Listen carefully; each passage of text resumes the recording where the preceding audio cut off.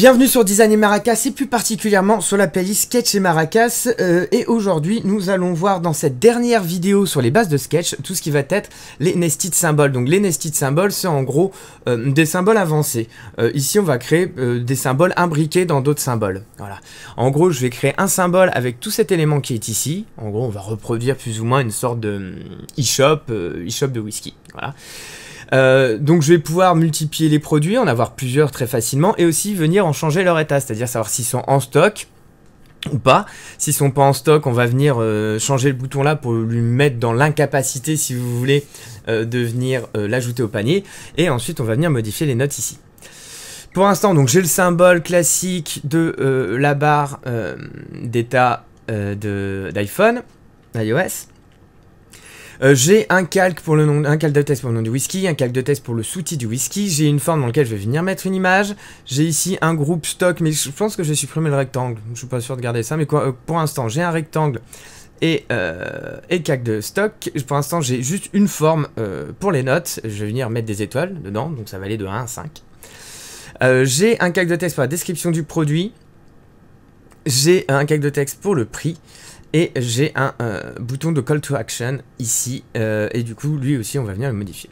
Donc je vais venir prendre tout ça et venir maintenant le copier dans ma maquette. Donc je vous laisserai ce fichier là sur la partie maquette, donc je vous laisserai un fichier avec juste le zoning et le wireframe, les textes, et je vous y collerai les images que j'ai pas fait et je vous le mettrai dans la description pour que vous puissiez télécharger vous aussi vous entraîner là-dessus. Donc je vais venir prendre tous ces calques là et en faire un symbole. Symbole, ça va être un post, voilà, post item, quelque chose comme ça. Ici. Donc automatiquement, comme à son habitude, ça vient me créer une page symbole ici. Donc ce que je peux déjà constater, c'est que je vais pouvoir venir dans ma partie maquette, je vais venir changer ça là. Voilà. Dans la partie maquette, je vais pouvoir commencer à overrider certains éléments. Donc je vais pouvoir overrider le nom du whisky et le sous-titre. Donc je vais venir prendre ça. Le whisky belillois. Tac.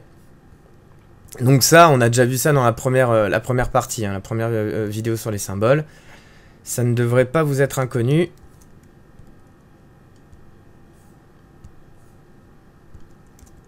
Là en stock pour l'instant, je garde. On verra ça plus tard. Et je vais venir changer la description.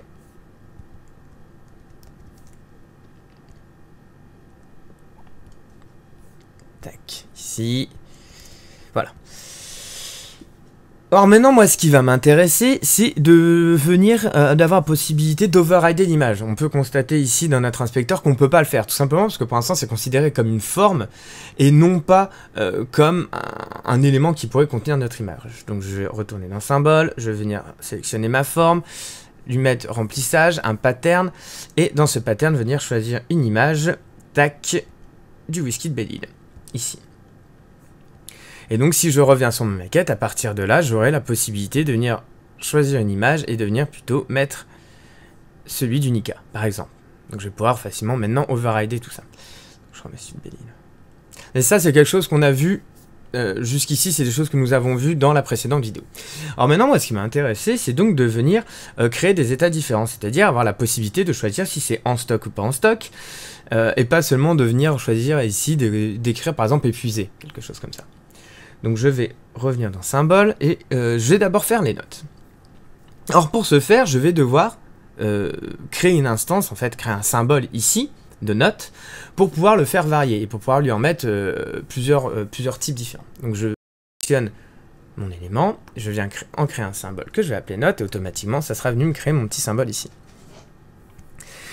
Alors il va y avoir plusieurs notes, il va y avoir quand il y a une seule, si vous voulez, une seule étoile. Donc on va pouvoir changer le nom ici, note, une étoile. Et je vais par la suite venir dupliquer ce symbole. Mais dans un premier temps, je vais déjà venir supprimer, ou en tout cas venir masquer le fond et venir ajouter une étoile.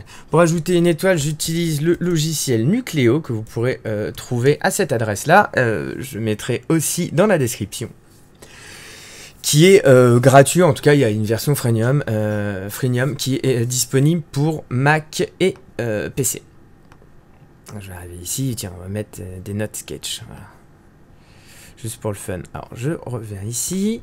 Et maintenant, je vais venir ajuster la taille de mon icône au reste des éléments. Donc, je vais ajuster ici. Tac. Voilà, ça me semble pas mal. Et on va venir... Voilà, ça me semble pas mal ici. Donc ça, c'est quand il y a une seule note. Du coup, maintenant, moi, ma volonté, parce que pour l'instant, vous voyez qu'il n'y a qu'ici, ma volonté, c'est de pouvoir venir ici, dupliquer le nombre de notes. Donc, si je vous précise, pareil, avec Nucleo, parce que je fais aussi cette vidéo pour mes étudiants. Donc, rappelez-vous que si vous souhaitez venir changer la couleur, vous pouvez venir le faire ici. Donc, vous déclinez votre dossier et vous pouvez trouver les différentes formes ici et venir dans les couleurs de remplissage pour venir changer tout ça. Donc, je viens maintenant dupliquer une fois et venir lui mettre une note de 2.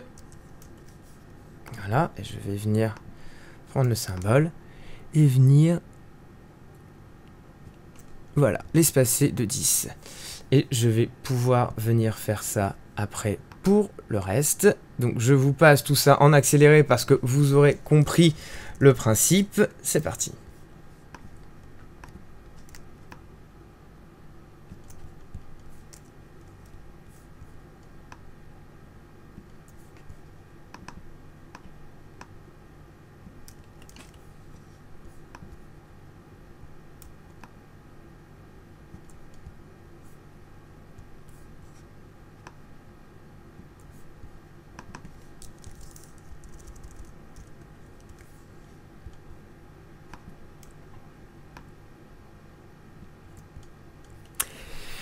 Et voilà, j'ai donc mes plusieurs notes ici, j'ai donc une instance qui est créée, qui est voilà la note que ça va être, et venue être associée ici à un symbole qui est décliné. Donc j'ai même pu venir changer le nom ici. Si je reviens sur ma maquette et je sélectionne ici, je vois que j'ai la possibilité maintenant de venir en modifier le symbole et de venir lui mettre voilà 5 étoiles si je le souhaite. Donc comment ça a fonctionné ? Comme je suis venu dupliquer le symbole, et attention, c'est là où c'est très important, il faut que les déclinaisons des symboles en fait fassent exactement la même taille, la même hauteur et la même largeur. Il me suffit par exemple de venir juste modifier d'un pixel n'importe quelle forme ici, qu'un symbole ici, si je viens juste lui ajouter ne serait-ce que allez, un pixel ici. Lorsque je vais retourner dans ma maquette, je vais pouvoir faire toutes les notes, sauf la 5. Parce que Sketch aura remarqué que, du coup, l'autre symbole est plus grand, et donc ne va pas l'associer. Il faut que c'est exactement la même taille. Donc je vais revenir ici, et je vais reprendre mon élément, et venir le remettre à 135. Voilà. Et c'est pas très compliqué. Il suffit juste de créer des symboles qui ont exactement la même taille, et je vais pouvoir venir les modifier après.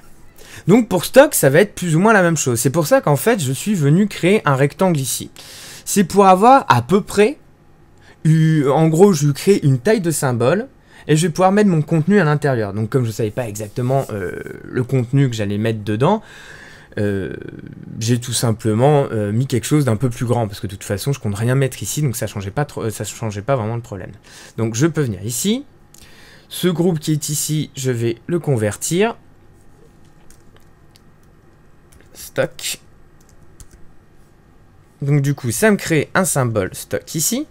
Je vais avoir la possibilité sur ce symbole donc, que je vais pouvoir renommer en stock. Voilà.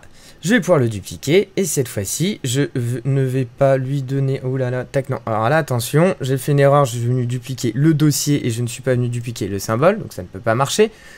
Tac, donc je prends bien cet élément, symbole en entier, et je viens le dupliquer. Et du coup, voilà, ça manquerait une copie ici. Donc, et ça sera, lui, pas en stock, ça sera donc du coup épuisé pour le coup. Tac. Et je vais pouvoir venir modifier le texte à l'intérieur.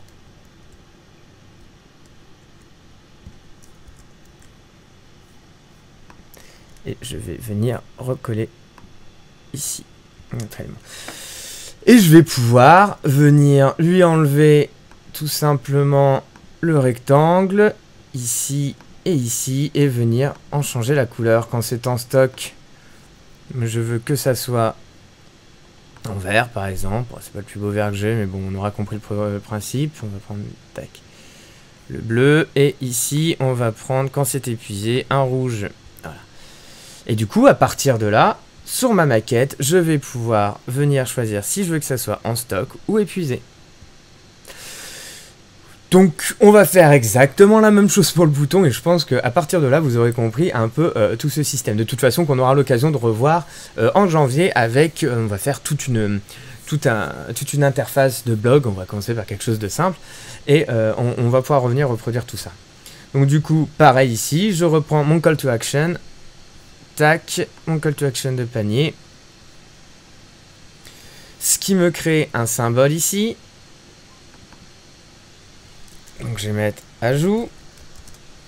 Voilà, ici, je vais pouvoir sélectionner tout mon bouton de call to action, venir le décliner ici, l'appeler autrement, voilà, épuiser. Et là du coup, je vais pouvoir juste, si je le souhaite, venir changer l'élément ici. Voilà. Et venir éventuellement, je pourrais venir changer le texte.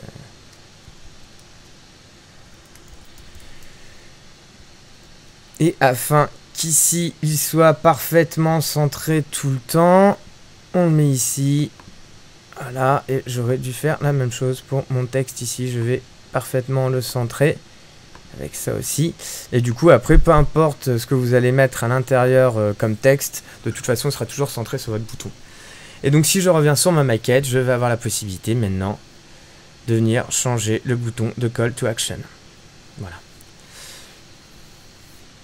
Alors, pour l'instant, c'était relativement simple. Je n'ai pas organisé ici mes symboles, je ne les ai pas renommés.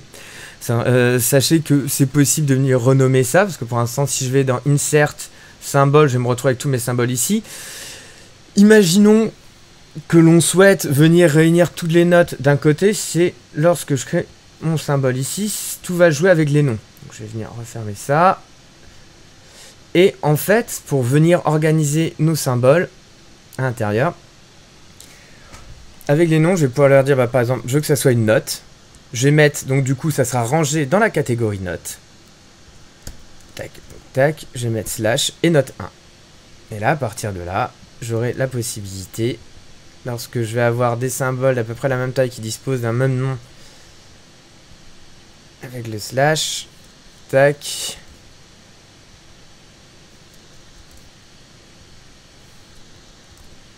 Voilà, je vais organiser. Et lorsque je ferai une insert de symbole, je vais avoir notes et je pourrai venir choisir les notes ici.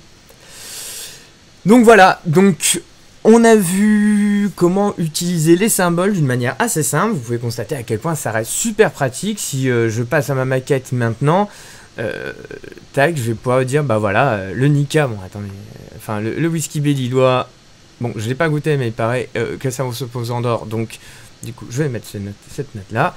Je vais pouvoir venir agrandir mon artboard, tac. Donc soit venir le dupliquer avec un commande D ou en tenant Alt, mais ça on l'a déjà vu, soit en venant faire Insert, symbole et venir prendre tout le poste. Et je pourrais venir l'ajouter ici. Voilà, qu'importe. Et je pourrais venir overrider tous mes éléments ici. Et remettre des notes un peu moindres, venir changer l'image. Voilà, on parle d'un très... Enfin, mon Nika préféré. Donc du coup, je vais lui mettre forcément une note de 5. Mais qu'importe. Et nous pourrions venir ici, donc du coup, récupérer les textes, venir overrider tout ça. Et du coup, pour ceux qui ont eu du Photoshop, des choses comme ça, on peut quand même constater que c'est quand même ultra pratique de pouvoir overrider par des symboles. Surtout que là, on est vraiment sur quelque chose d'extrêmement simple. Si on le mettait en même temps avec Craft, par exemple, le plugin Craft, ça pourrait être complètement dingue. Je vous montre juste un exemple. Pour la duplication des éléments avec Craft, tac, ici je crée un artboard mobile. Si je viens créer une simple forme, dans laquelle je vais souhaiter mettre par exemple une image, et on va dire un titre ici, titre article, voilà, ça j'en fais un symbole, ici, item test, pour vous montrer juste comment en plus on peut aller encore plus loin avec Craft. Donc j'ai le symbole ici. À partir de là, je vais lui dire à lui d'utiliser les datas de Craft. Alors je ferai comment dire, je ferai tout un tuto sur Craft parce que c'est quand même ultra bien. Donc là je le présente un peu à la va-vite, mais parce que ça marche avec ces histoires de symboles. Mais je ferai un tuto beaucoup plus précis dessus, je pense la semaine prochaine. Voilà. Et si je décide de venir faire dupliquer mon élément vertical, je leur mets un compte, je sais pas moi, je vais dire de le faire multiplier par 4. Et je duplie le contenu. Automatiquement, vous pouvez constater qu'il vient ici modifier mon élément d'image et venir me choisir un nouveau tac. Je vais juste prendre mon tac, voilà. Et qui vient me choisir un nouveau titre. Donc voilà, ne pas hésiter à utiliser Craft pour ça, mais on fera un plugin, enfin un tuto plus précis là-dessus. Voilà, j'espère que ça vous a été utile cette petite formation sur Sketch. Si vous avez des demandes de choses que vous souhaiteriez que j'explique un peu mieux ou plus en détail, n'hésitez pas à me laisser un message dans les commentaires. Et voilà, ou tout simplement si vous avez des remarques à faire qui pourraient m'aider à améliorer la chaîne. De la même manière, n'hésitez pas. Sur ce, je vous dis salut et sketchez bien. À bientôt.